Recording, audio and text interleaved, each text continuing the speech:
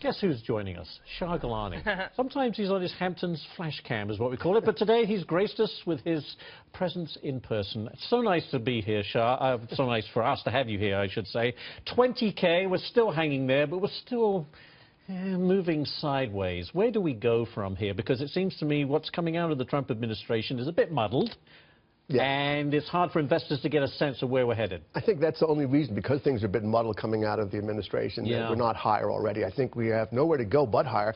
There are certain reasons the market could go down, but there are really none that are compelling right now. So the path of least resistance is still higher. And if we look at the first quarter earnings that are going to come out, soon enough, we look back to 2015's first quarter, and 16's first quarter was horrible.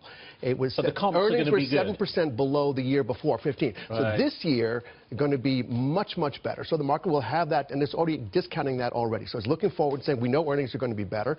Then you have the dollar story. The dollar was up 7% since the election, and it's now off about 2.5% in this month. So we're seeing a little relief there. That's going to be good for earnings also. So markets are starting to discount that. Right. But what's interesting is Donald Trump telling Bill O'Reilly before the Super Bowl last night that maybe tax cuts come ahead of getting Obamacare repealed and replaced. I thought that may give a little bit more impetus to the market, but apparently not. Well, it will if we see them. They have to be put on the table first. So there's been talk, obviously, since the campaign about tax cuts, and we haven't seen anything yet. So I'm a bit surprised. I would have thought it would have been one of the first things on the president's agenda to put that forward. You were one of those that boldly predicted 21,000. You said, why not? Still feel that way? And when? Absolutely. It's only 5% from here. It's nothing. It's a drop in the buck. We can see that in a few days with some good news. If we got some tax cut information coming out of the administration, we could easily jump that easily.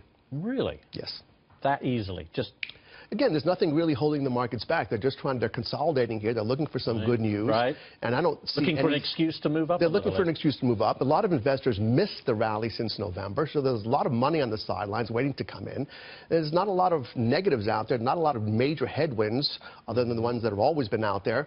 And so the market really is looking forward to the future, and there's a lot of optimism. Well, listen, we've talked about President Trump telling Bill O'Reilly that he does expect a tax cut by the end of this year. At least he hopes so. Listen to this. 2017, can Americans expect a tax cut? I think so, yes, and I think before the end of the year I would like to say yes. I would like to say yes. We'd all like him to say yes. Not a lot of conviction is what I'm trying to say, I think. Well, I think he's just holding his cards a little close to the vest. I actually think he's probably going to put something on the table in his first 100 days. I'm thinking and hoping he's referring there to actually getting it implemented by the end of the year.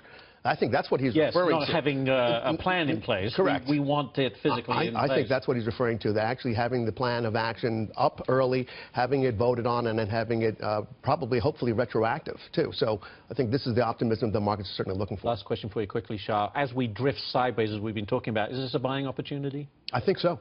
We're buying in here. We've been selectively buying. There's a lot of great stocks. The tech stocks have gotten a little heavy, a little high here, but they come down. We're buying. We bought Apple. It's at fairly recent highs. We bought a bunch of other stocks at fairly recent highs. Again, this is my conviction that we have nowhere to go but up here. Very good.